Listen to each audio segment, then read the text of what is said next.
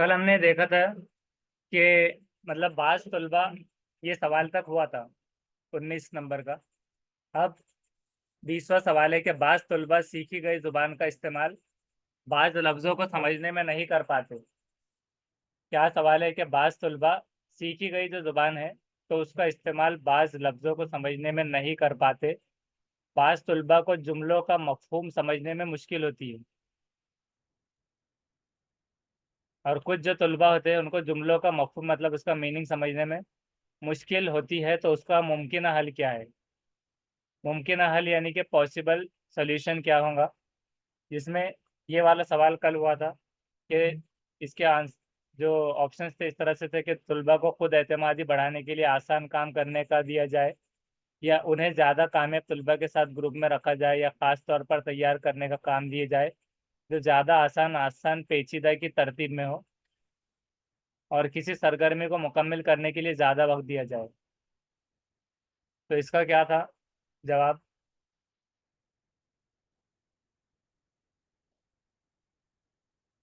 कल ये सवाल हो गया था। ऑप्शन जी। हाँ, तो ऑप्शन जीम था कि खास तौर पर तैयार करने का काम दिया जाएगा जो ज़्यादा आसान आसान और पेचीदा की तरतीब में हो। इस तरतीब में मतलब सॉर्टिंग वे में हो। तो ये सही था। ग्रुपिंग ये सेग्रीगेशन में था, ये आसान काम था। और ज़्यादा वक्त देना सिर्फ ये नहीं था। उसके बाद 21 देखना है कि मंदरजा झैल में कौन सी सरगर्मी तलबा को खुद अपने तौर पर सीखने का जिम्मेदार बनाने के लिए मौजूद तरीन है। कि इसमें से कौन सी ऐसी सरगर्मी यानी कि एक्टिविटी जो स्टूडेंट्स को खुद अपने तौर पे सीखने का जिम्मेदार बनाने के लिए क्या है कि मौजू तरीन है, मतलब सही है, मुनासिब है, मौजू तरीन। पहला है कि तलबा की ज़ुबान दानी को बेहतर करने के लिए बहुत सा होमवर्क, प्रोजेक्ट का काम और तफवीज़ात को देना। कि तलबा की ज़ुबान दानी यानी कि ज़ुबान को बेहतर करने के लिए बहुत सा होमवर्क देना, प्रोजेक्ट प्रोजेक्ट का काम और तफवीज़ात देना, या फिर तलबा को ये फैसला करने से रोकना कि वो किस तरह बेहतरीन अंदाज से सीख सकते हैं। मतलब रोकना आ रहा है कि तलबा को क्या कर रहे हैं, ये फैसला करने से रोक रहे हैं कि किस तरह बेहतरीन अंदाज से सीख सकते हैं। जीम है कि chatting,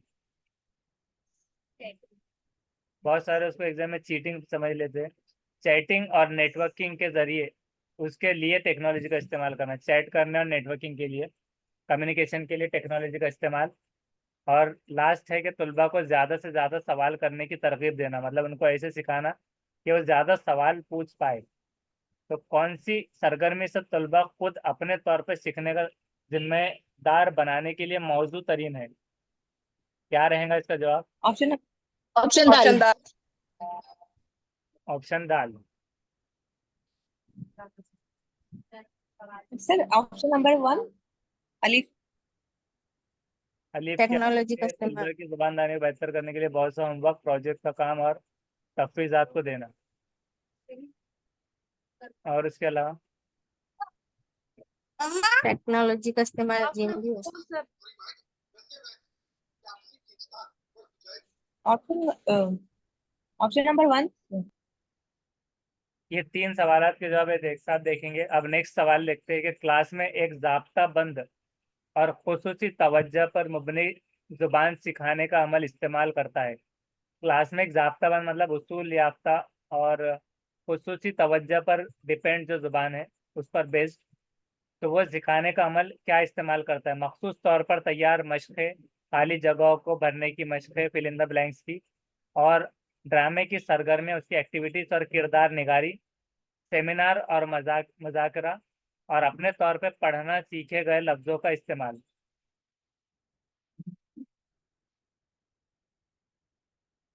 option B sir. Option B. और उसके अलावा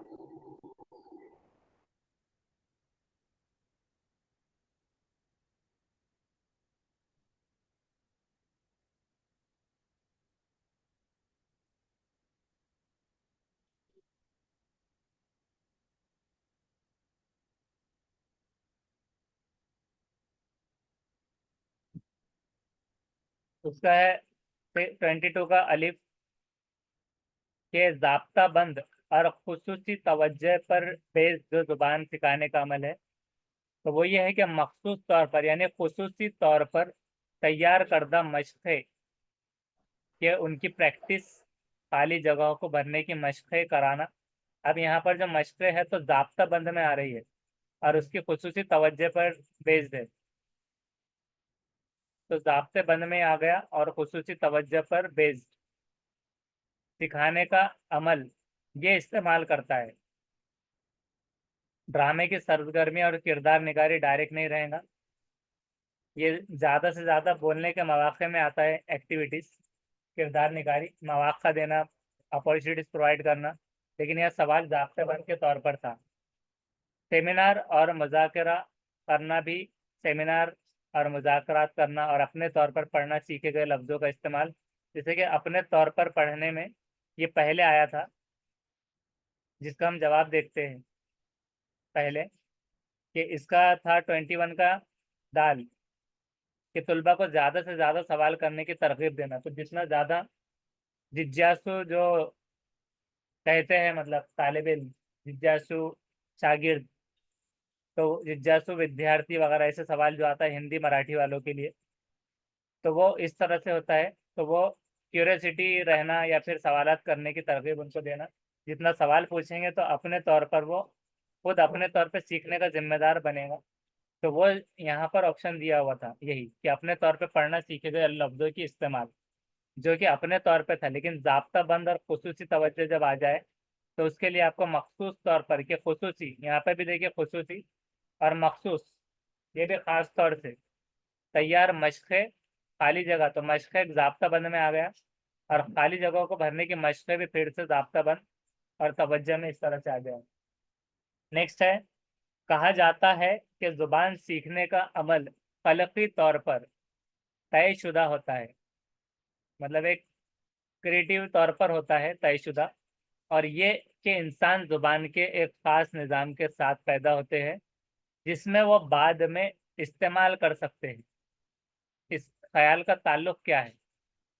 क्या कहा जा रहा है कि कहा जाता है कि ज़ुबान सीखने का जो अमल है वो ख़लक़ी तौर पर क्या है? तयशुदा होता है,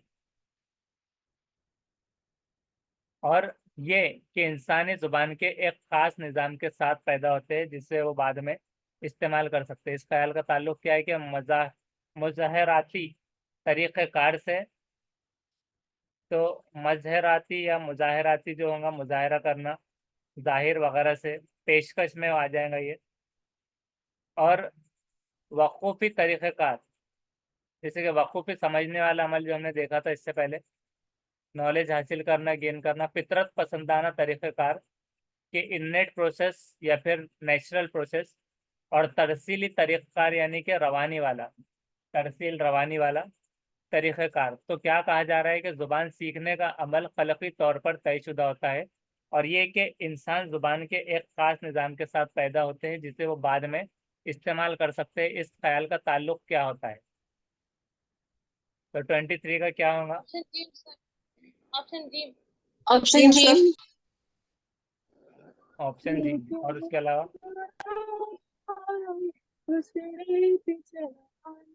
ऑप्शन बी। ऑप्शन पे वक़ूफ़ी तरीक़ेकार। लब पे आती है दुआ, दिल में पढ़ना है। Option D. Option D.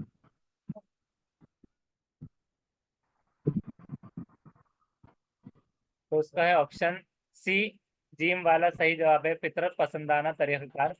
कि जैसे कि कहा जाता है कि फितरत पसंदाना के बहुत सारे फिलोसोफर ने कहा है कि बच्चे में इनबॉर्न एबिलिटी होती है कि वो कोई ज़ुबान को मतलब एक खास निज़ाम के साथ पैदा होते हैं। देखिए, पैदा होने वाली बात होगी कि जहाँ पर वो एक इस्तेमाल कर सक रहे हैं इंसानी ज़ुबान को। इस ख्याल का ताल्लुक़ ये है कि फितरत पसंदाना तरीक़ेकार की ये नेचुरल या इन्नेट वे में बच्चे के अंदर एक एबिलिटी होती है कि जो ज़ुबान सीख सकेगा ख़लक़ी तौर पर एक क्रिएटिव वे में, तो ये हो जाएगा वो फितरत पसंदाना। ना वक़ूफ़ी वाला होगा, ना तरसीली रवानी वाला, ना मुज़ाहराती, तो फितरत पसंदाना। नेक्स्ट है, इस बात को यकीनी बनाने के लिए कि सीखने में क़दरे कमज़ोरी महसूस करने वाला कोई तालिब इल्म तमाम मज़ामीन से मुताल्लिक़ मवाद को पढ़ने में पीछे ना रह जाए, क्या बनाया जा रहा है कि बात को यकीनी बनाया जा रहा है कि सीखने में जो कमज़ोरी महसूस करता है कि मुझे नहीं आता, तो वो तालिब इल्म ऑल सब्जेक्ट्स में तमाम मज़ामीन से मुताल्लिक़ उससे रिलेटेड मवाद को पढ़ने में पीछे ना रह जाए। तो इमदादी कोशिश का आगाज़ किया जा रहा है कि उनको सपोर्ट किया जा रहा है, स्कैफोल्डिंग वाला मेथड इस्तेमाल किया जा रहा है। तो ये क्या है कि पढ़ने का निस्बतन आसान तर मवाद या मुतव्विन का खुलासा फराहम करके है, कि पढ़ने का निस्बतन आसान तर या मवाद या मुतव्विन का खुलासा फराहम करके, या फिर कंप्यूटर पर पढ़ने का ज़्यादा डिजिटल मवाद फराहम करके। कि कंप्यूटर पढ़ने का एक डिजिटल मवाद, जैसे कि हम कंप्यूटर पर पढ़ रहे हैं, तो उसका एक डिजिटल मवाद फराहम कर दिया गया है कि जिससे पेपर भी सेव हो रहा है। और उसके बाद है कि नामानूस अल्फाज, मानूस होना या नामानूस, के मानूस मतलब एक जान पाना, कि किसी को जान लेना, फैमिलियर होना। तो नामानूस यानी कि अनफैमिलियर वर्ड जो है, जिससे हमने कभी देखा नहीं है या फिर उससे हम कभी यूज़ में नहीं लाए हैं। तो नामानुस अल्फाज की निशानदही करके और तुलबा को उनके मानी तलाश करने में मदद करके। और दाल है कि मुकर्ररा मतलब तयशुदा, जो कि यानी कि ऑलरेडी जो क्या रहेगा कि तयशुदा रहेगा, प्री डिफाइंड रहेगा, जिसको कह सकते हैं। निसाबी मवाद के ऑलरेडी एग्जिस्टेड जो रहेगा, प्री डिज़ाइन जैसे कहेंगे हम, प्री डिज़ाइन जो निसाबी मवाद है, करिकुलर जो कंटेंट है सिलेबस का, उस पर तवज्जो मरकूज करके। तो क्या सवाल था कि सीखने में खदरे कमजोरी जो महसूस करने वाले तालिब इल्म है, तो ऑल सब्जेक्ट से मुतालिक मवाद को पढ़ने में पीछे ना रह जाए, तो इमदादी कोशिश का आगाज़ इस तरह किया जाएगा कि पढ़ने का निस्बतन आसान तर मवाद और खुलासा फराहम किया जा रहा है उनको, या फिर कंप्यूटर पे पढ़ने का डिजिटल वाले इसमें मवाद फराहम करके, या फिर नामानुस अल्फाज की निशानदही करके और मानी तलाश करके, या फिर मुकर्रर और तयशुदा निसाबी मवाद पर तवज्जो मरकूज करके। तो क्या रहेगा इसका जवाब? अलीफ अलीफ ऑप्शन अलिफ। अलीफ। उसके अलावा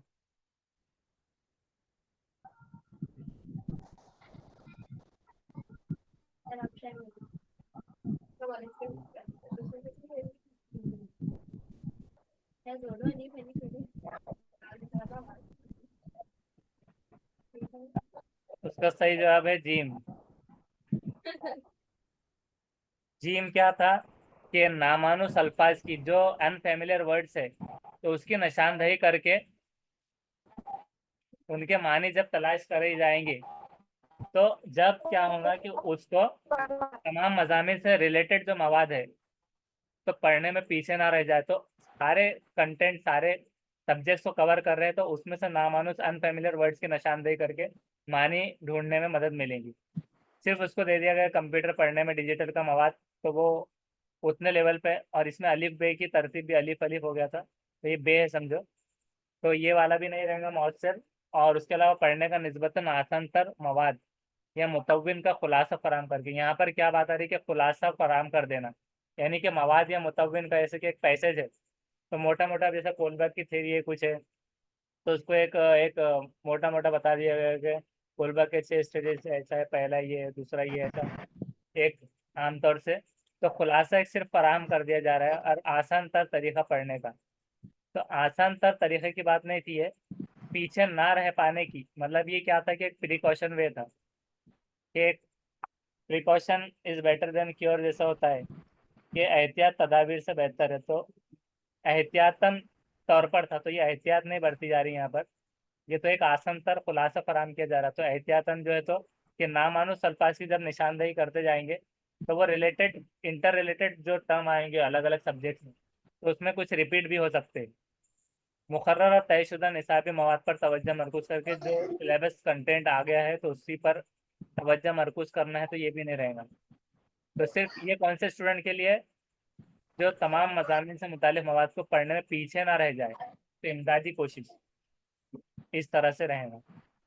उसके बाद 25 वाला क्वेश्चन, कि तलबा के लिए सानवी ज़ुबान यानी कि दूसरी ज़ुबान में दी जाने वाली हिदायत पर अमल करना ज़रूरी होता है। कि जितने भी हिदायत रहेंगे, इंस्ट्रक्शंस, उस पर क्या रहेगा, अमर पहला होना ज़रूरी रहेगा।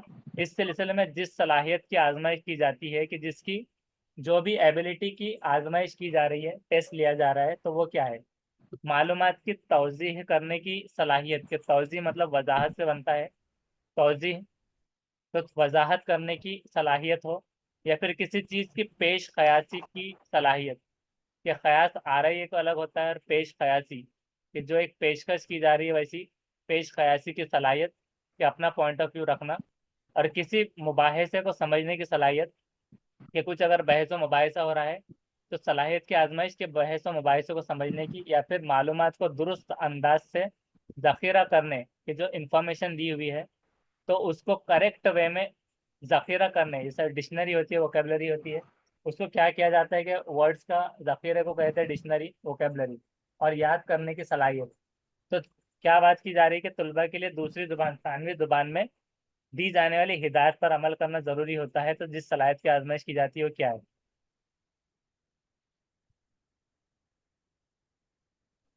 बोलिए इसका जवाब। Option 4 sir, option 4।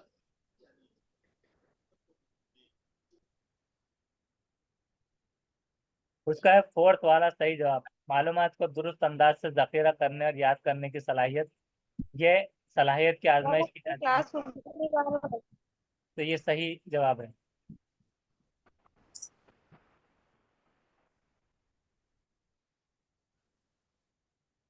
जवाब देने के बाद सबको म्यूट करना ज़रूरी है, और जिनका अनम्यूट है उनको भी।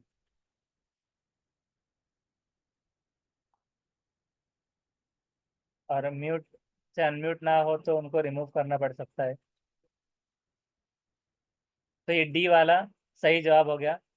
तो क्या हुआ कि दूसरी ज़ुबान थी, उस पर हिदायत पर अमल करना है बस, तो मुबाहिसा नहीं हो रहा, हिदायत है, पेश क़यासी नहीं करना है और ना वजाहत करना है।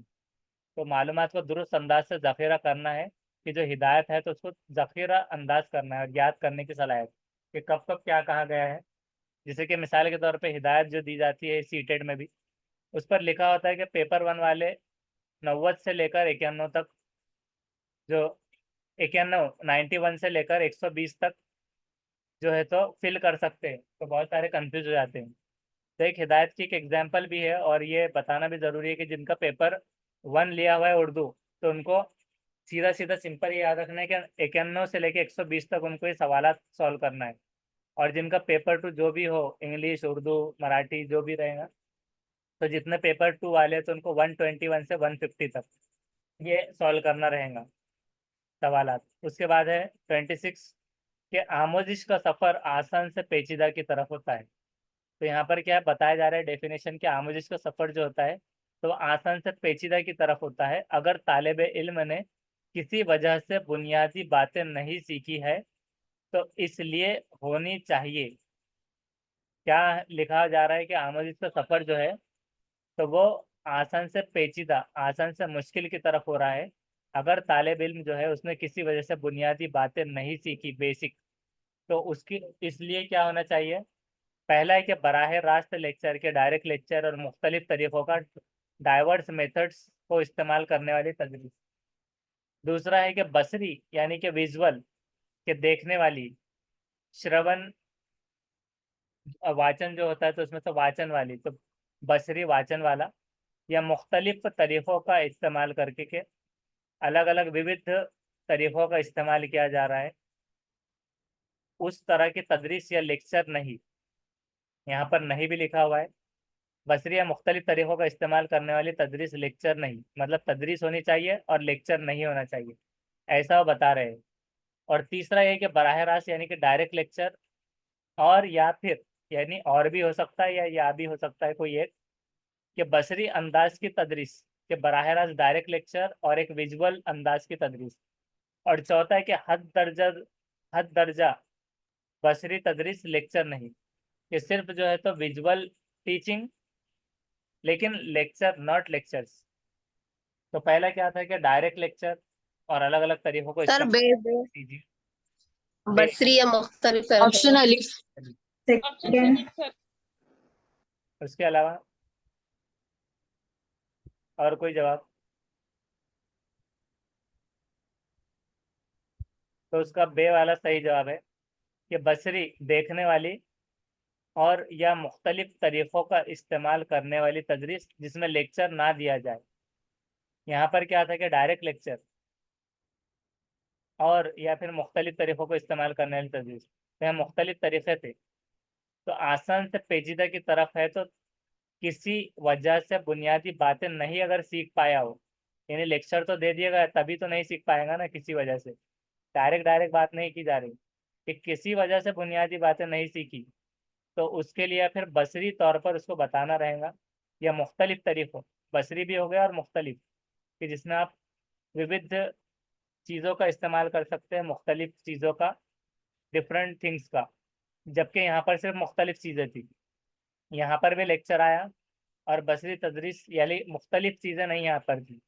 यहाँ पर लेक्चर नहीं, दोनों में कॉमन था, लेकिन यहाँ पर था हद दर्जा बसरी तदरीस। तो ऐसा भी कहा जा रहा है कि सिर्फ और सिर्फ देखने वाला विजुअल सरगर्मी, यानी कि वाचन सामग्री का प्रयोग सिर्फ वही नहीं होना चाहिए, बल्कि बसरी के साथ मुख्तलिफ तरीक़ों का भी इस्तेमाल उसके अंदर आना चाहिए।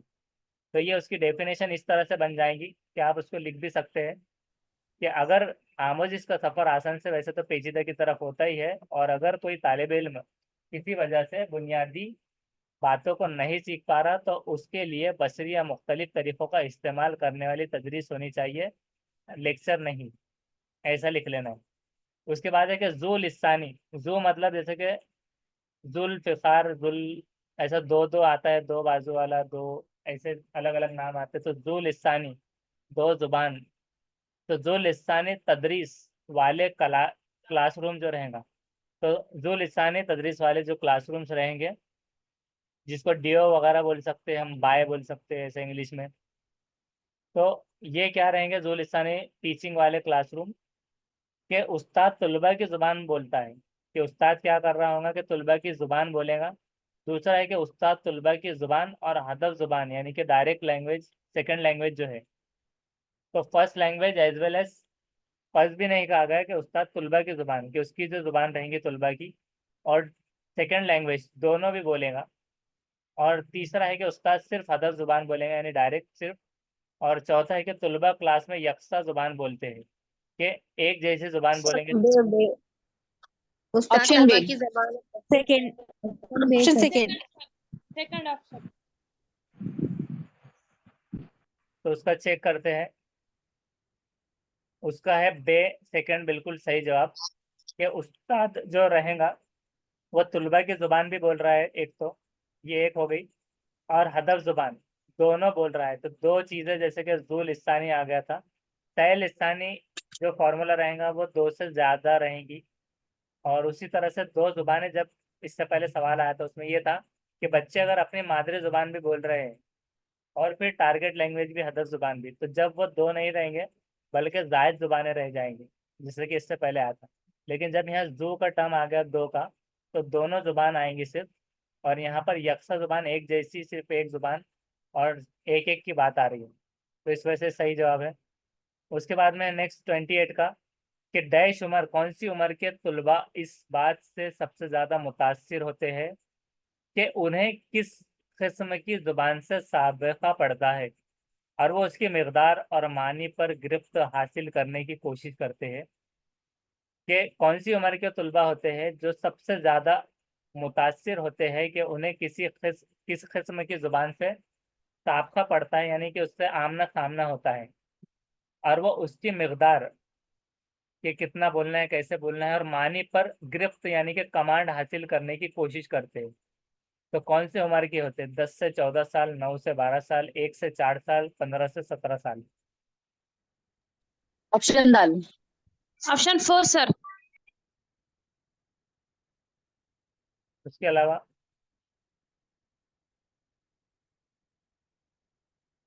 तो फोर्थ बिल्कुल सही जवाब है आपका, कि 15 से 17 ईयर्स के जो तलबा होते हैं तो सबसे ज़्यादा मुतासिर होते हैं कि उन्हें किसी किस्म की ज़ुबान से साबिक़ा पढ़ रहा है और वो उसकी मकदार और मानी पर गिरफ्त हासिल करने की कोशिश कर रहे हैं। तो अब ये साबिक़ा पढ़ना यानी कि हो गया कि सेकंड लैंग्वेज या फिर ऐसी कोई ज़ुबान, जैसे कि अगर उसको दो ज़ुबान भी आ रही है तो कोई तीसरी ज़ुबान उसको साबिक़ा पड़ गया। तो उसको उर्दू और हिंदी तो आती थी, लेकिन अब इंग्लिश आ गई, या उर्दू और इंग्लिश आती थी, हिंदी आ गई। कोई थर्ड लैंग्वेज की भी बात हो सकती है कि किसी किस्म की ज़ुबान से साबिक़ा पढ़ रहा है। तो 1 से 4 को तो नहीं पढ़ेगा क्योंकि फर्स्ट लैंग्वेज थी, तो साबिक़ा पढ़ना नहीं रहेगा क्योंकि एक्विजिशन वाली लैंग्वेज रहेंगी, मदर टंग वाली। और जबकि 9 से 12 साल भी जो है तो अर्ली चाइल्डहुड वाली है। तो 15 से 18 जो मिडिल चाइल्डहुड वगैरह जो रहेंगी, तो उसके बाद में अडल्टहुड से पहले पहले में तो उसमें उसको तीसरी जुबान या फिर किसी किस्म की जुबान से साबका पढ़ सकता है। तो इसमें भी उसकी हिंट थी, अर्ली चाइल्डहुड, मिडिल चाइल्डहुड और अडल्टहुड, इस तरह से भी पूरे सारे चीज़ें याद रख सकते हैं अलग अलग फिलोसफर्स के हिसाब से। उसके बाद में है कि दर्ज झैल खूबी। सर जी बोलिए। Sir sir question number 27 miss हुआ है शायद से। 27, 27 तो ये जुल स्थानी था, ऐसे राइट साइड से ऐसे चल रहा है, फिर उसके बाद में ओके लेफ्ट, फिर अब 28 हुआ, अब 29, तो इधर 26 आ गया था। तो ये वाला देखना है कि दर्ज झैल खूबियों में कि इसमें से जो खूबियाँ है उसमें कोऑपरेटिव लर्निंग ग्रुप से मुताल्लिक है। सिवाय सिवाय जब भी आ जाता है तो बहुत सारों के दिमाग से सिवाय निकल जाता है और बाकी सवाल रह जाता है। तो सिवाय जब भी आया तो उसको रख लेना है कि एक छोड़कर, मतलब दिमाग में ये याद रखना है कि दर्ज झैल खूबियों में कोऑपरेटिव लर्निंग ग्रुप, कि जिसमें कोऑपरेटिव मतलब होता है मदद, ग्रुप से मुताल्लिक क्या है, क्लास का ज़्यादा से ज़्यादा वक्त मश्क के लिए वक्फ करना, कि ज़्यादा टाइम किसको देना, मश्क लेने में क्लास में। दूसरा है कि एक बे आवाज़ बे हरकत बहुत करीने वाला क्लासरूम, कि बिल्कुल जहाँ पर साइलेंट है बिल्कुल बे हरकत वाला भी है, जहाँ पर ज़्यादा मूवमेंट नहीं की जा रही, बहुत करीने वाला, कि हर चीज़ सलीके से रखी हुई है, तो उसको बोलेंगे करीने वाला क्लासरूम। उसके बाद है कि टीचर मरकूज हिदायत का मुतबादिल, के जो टीचर सेंटर्ड जो इंस्ट्रक्शंस रहेंगे उसका मुतबादिल रहेगा, यानी अल्टरनेटिव। चौथा है कि हम जमातों के साथ मिलकर काम करना, कि अपने जो पीयर ग्रुप्स है, साथियों के साथ में मिलकर काम करना उन तलबा को तरगीब देता है जो बहुत जल्दी हिम्मत हार जाते हैं, कि इससे उनको भी हिम्मत मिलेगी और उनको प्रोत्साहन मिलेगा जो कि बहुत जल्दी अपनी हिम्मत को हार जाते हैं। तो क्या रहेगा इसका? Sir Jim. Option option B. Option 3, sir. Option B. B Jim second, और sir. अलिफ। उसके अलावा और कोई जवाब? 4. फोर्थ।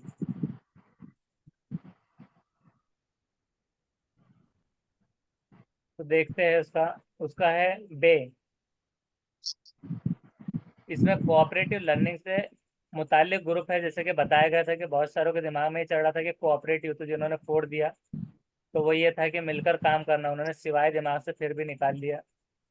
तो कोऑपरेटिव अगर होता तो ये होता, और सिवाय था मतलब एक छोड़ के, एक्सेप्ट वन, तो वो था कि बिल्कुल जब जब कहीं पर, यानी कि सारी चीज़ें रखी हुई एक जगह पर, वो तो लाइब्रेरी बन गई बिल्कुल, तो वहाँ पर कैसे कोई स्टडी हो पाएंगी, कि ना आवाज़ कर सकते हैं ना बेहरकत, कि बिल्कुल पुतला बनकर बैठना है, स्टैचू बनकर, और बहुत ही सलीके से वाला, ना कि कोई किताब को मूव करना है, ना कुछ करना है, ना पढ़ना है, ना कोई चीज़, और बे आवाज़। जबकि जब कोऑपरेटिव लर्निंग में और जब बहस व मुबाहिसा होता है तो वहाँ पर आवाज़ होती है, सारे लोग आपस में जब बात करते हैं तो इस वजह से ये एक्सेप्ट वाले में, इस वजह से ये बे था। नेक्स्ट क्वेश्चन है कि साबिक़ा तजुर्बा अच्छी तरसील का इन्हिसार कहलाता है, कि पिछला तजुर्बा जो होता है, प्रीवियस नॉलेज, अच्छी तरसील का, कि अच्छी रवानी वगैरह का इन्हिसार, यानी कि डिपेंड किस पर होता है, उसकी डिपेंडेंसी किस पर होती है, इन्हिसार होना। तस्वीर बनाने पर इंतकाल आमोजिश, तो इंतकाल मतलब ऐसा नहीं है कि किसी का इंतकाल वो हो गया था, इंतकाल यानी कि मुंतकिली, कि तबादला। तबादला यानी कि बहुत सारे ट्रांसफ़र समझ लेते हैं कि टीचर का ट्रांसफ़र कर देना पड़ेगा, तो वो तबादला भी नहीं है। इंतकाल, मुंतकिली, आमोजिश यानी कि इंफॉर्मेशन की, लैंग्वेज की, और सवालात की टेक्निक उसी तरह से है। चौथा के बराह रास्त मुजाहरा, कि जो इसमें है कि डायरेक्ट प्रेजेंटेशन, तो क्या रहेगा इसका जवाब? ऑप्शन Option जी। four. Option 4. Option B.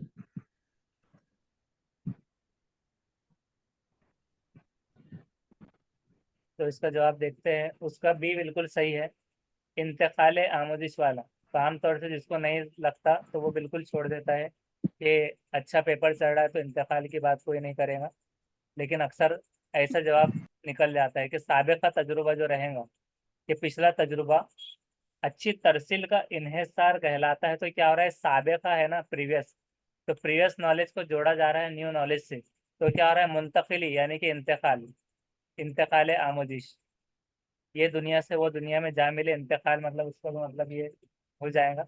उसके बाद में है कि सवालात की टेक्निक ये नहीं रहेंगी, पिछली तस्वीर बनाना, बराह रास्त मुजाहरा भी, तो इसलिए इंतकाल आमोजिश। उसके बाद में नेक्स्ट है कि प्रैक्टिस सेट 7 चालू हो रहा है, 3 मिनट बचे हैं, जितने इसमें से होते हैं तो देखना है।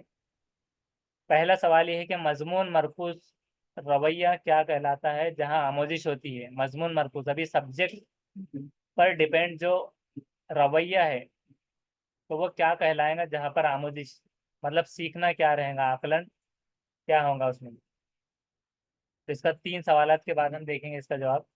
पहला है कि तलबा की दिलचस्पियों पर आमोजिश होंगी या फिर कोर्स के मवाद पर या टीचर की अपने मजमून की दस्तरस पर।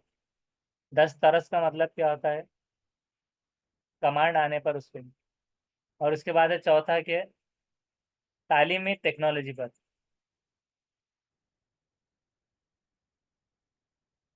A. Option first. मजमून मरकूज A. रवैया कहलाता है जहाँ आमोजिश क्या होती है, तलबा की दिलचस्पियों पर होती है, कोर्स के मवाद पर, टीचर के अपने मजमून की दस्तरस पर, या तालीमी टेक्नोलॉजी। उसके बाद First. दूसरा सवाल देखते हैं, इसको एक साथ देखना रहेगा। दूसरा सवाल है कि एक मिडिल स्कूल की टीचर, मिडिल स्कूल की टीचर क्या कर रही है, रोजाना अखबारात, रिसालों, मजामिन से मल्टी नेशनल ऑर्गेनाइजेशन से मुतालिक, किससे रिलेटेड है, मल्टी नेशनल ऑर्गेनाइजेशन से मुतालिक, करियर से मुतालिक मालूमात एक से ज़्यादा जुबान में हासिल करता है। एक से ज़्यादा जुबान यहाँ पर हासिल कर रही है। इस मवाद का इस्तेमाल तालिब इल्मों की किस तरह से इसमें से मदद कर सकेगा, कैसे हेल्प करेगा। पहला है कि मुख्तलिफ तरह की जू लिस्तानी कम्युनिटीज़ और नेटवर्क को शनाख्त, ये मुख्तलिफ डाइवर्स तरह की जू लिस्तानी, ये अलग अलग जो लैंग्वेज होती है, दो जुबानें, कम्युनिटीज़, दो लिसानी कम्युनिटीज़ को और नेटवर्क की शनाख्त, या फिर इन हालात से वाकिफ हो सके, जान सके, आइडेंटिफिकेशन हो पाए उन हालात से कि किस तरह दूसरे मुल्क से लोग हिजरत कर गए, कि दूसरे मुल्क से किस तरह से लोग हिजरत कर जाते हैं। माइग्रेशन की बात की जा रही है, माइग्रेट जैसे हो गए, तो उनसे वाकिफ हो पाए। या फिर तीसरा है कि जो लिसानी होने की वजह से वो ग्लोबल सोसाइटी के फ़ायदों से वाकिफ हो, कि दो लैंग्वेज आने की वजह से, जो लिसानी होने की वजह से वो ग्लोबल सोसाइटी जो है उसके फ़ायदों से वाकिफ हो सके। या फिर जब वो बड़े हो जाएंगे तो वो कहीं, जब वो बड़े हो जाए तो कहीं रहने और काम करने का फैसला करेंगे। Sir option Ali. Option G. Third, sir. G. Third option, sir.